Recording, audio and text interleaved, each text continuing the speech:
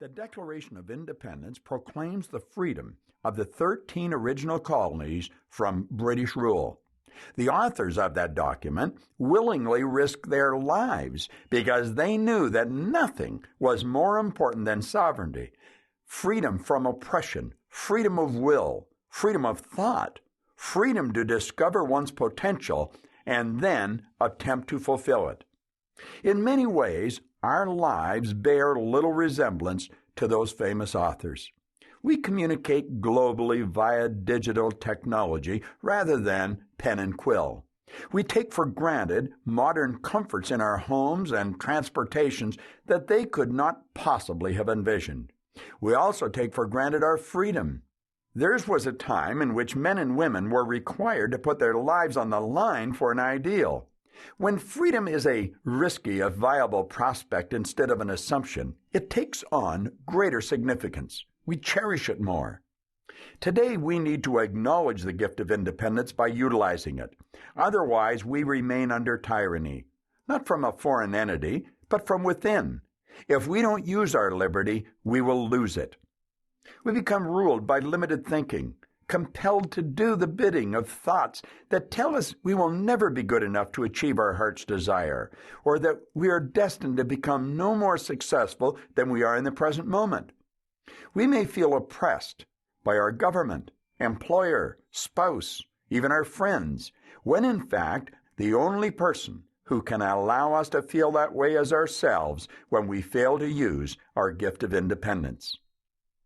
In today's civilized culture, nobody's going to the gallows or being forced into indentured servitude if we don't think for ourselves.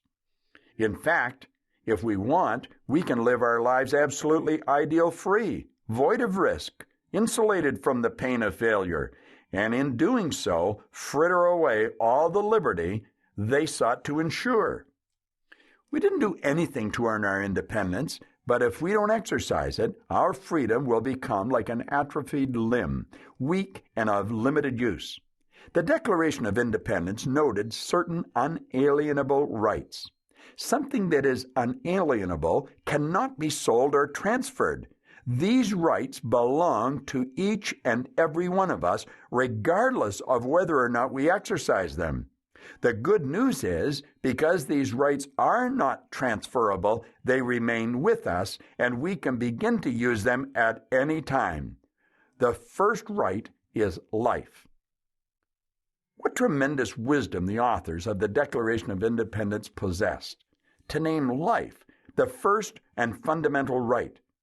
What do you suppose their phrasing indicated?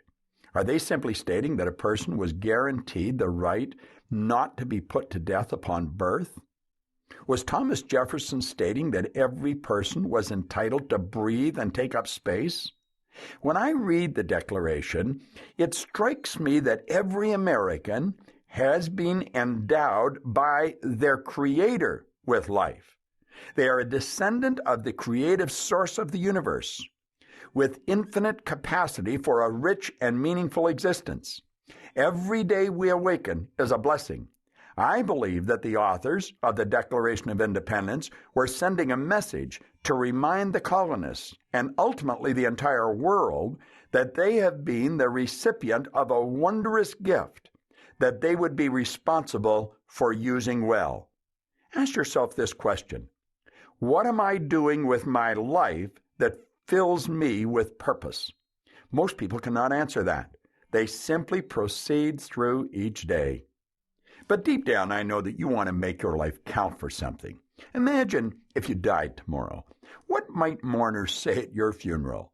This exercise is not meant to frighten or depress you, just to give you some insight as to how you might be best utilizing your time on earth. Are you enjoying the best possible relationships? Do you look forward to work each day? Does your life include acts of service that contribute to the well-being of others? How well are you exercising your unalienable right to life? The only way to give our life purpose is to have a purpose, to influence every moment we can have with meaning, to think about how we're spending our time and what we have to show for it. There's no point in regretting opportunity you've already let slip by looking at your life from a